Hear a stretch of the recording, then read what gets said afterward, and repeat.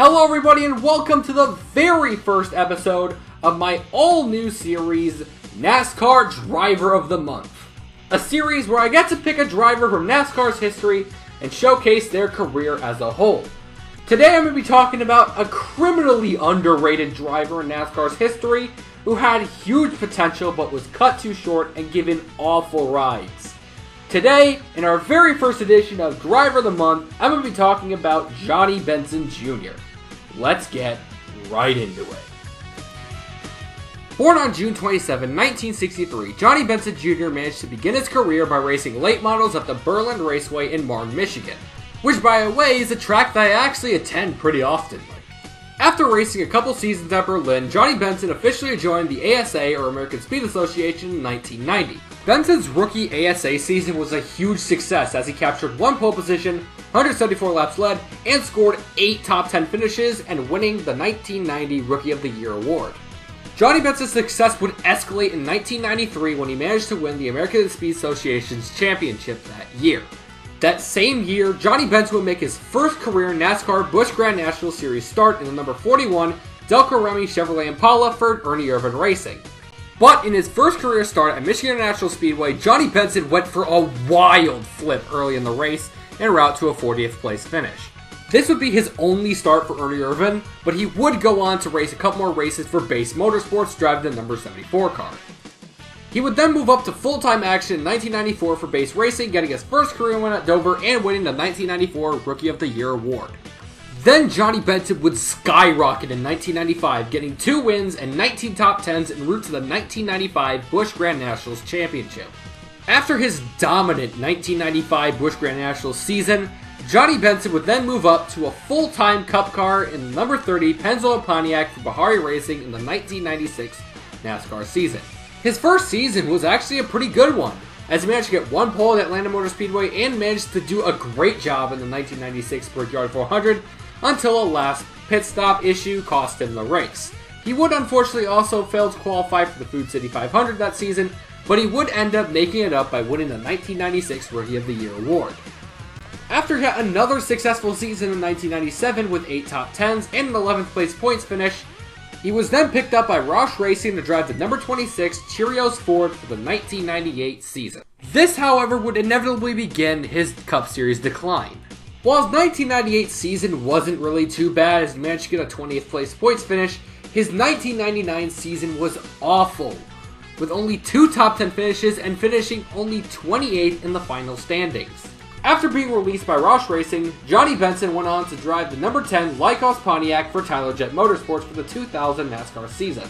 His future seemed to be pretty bright for that team as he almost managed to win the 2000 Daytona 500 until a late caution screwed him over. Unfortunately, Tyler Jet Motorsports was having financial struggles and folded at the latter portions of the 2000 season. The number 10 starter was sold to MB2 Motorsports. 2001 actually managed to get off to a great start for him as he managed to get sponsorship Valvoline to sponsor him for the full 2001 season. And it turned out to actually be a huge success with an 11th place points finish, and he also managed to win the 2001 Winston Open, making his way into the All-Star race that season. His 2002 season started off pretty well, but in May he would suffer a rib injury after crashing in a Richmond Busch Series race and would end up missing a total of 5 Cup races. After recovering, he managed to bounce back to have a pretty successful 2002 season, including getting his long-awaited first career win in the 2002 Pop Secret 400 at Rockingham. This would also be Johnny Benson's only career Cup victory. Unfortunately, in 2003, while Johnny Benson managed to start the season off strong and managed to get 2 top 5 finishes, his 24th place points position unfortunately cost him his ride in favor of Scott Riggs.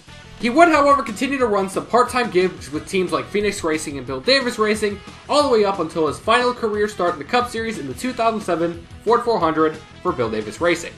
After jumping from team to team, Johnny Benson finally found a settlement spot driving the number 23 Toyota Tundra in the Truck Series for Bill Davis Racing. While having a shaky start in his first couple seasons, his 2006 season finally showed Johnny Benson's full potential, with a total of 5 truck wins and finishing second in points behind Todd Bodine. After another successful season in 2007 with a 3rd place points finish and 4 wins, Johnny Benson's peak season finally came in 2008 when he won the 2008 NASCAR Craftsman Truck Series Championship.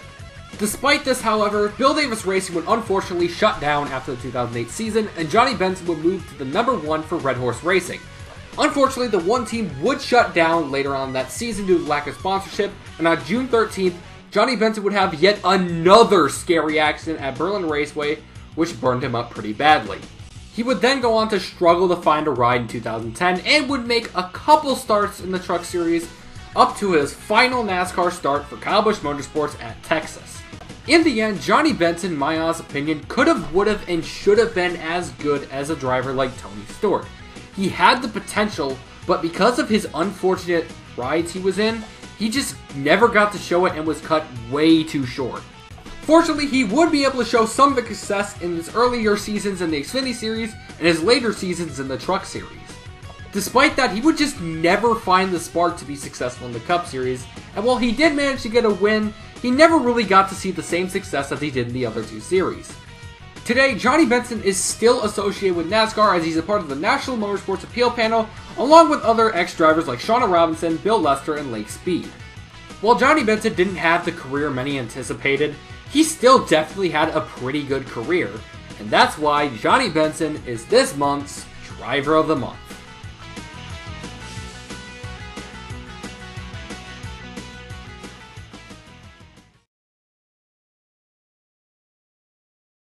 Hi, I have a Patreon now, and if you really like my content and would love to see more of it in the future, I highly recommend you donate to it. Link in the description below.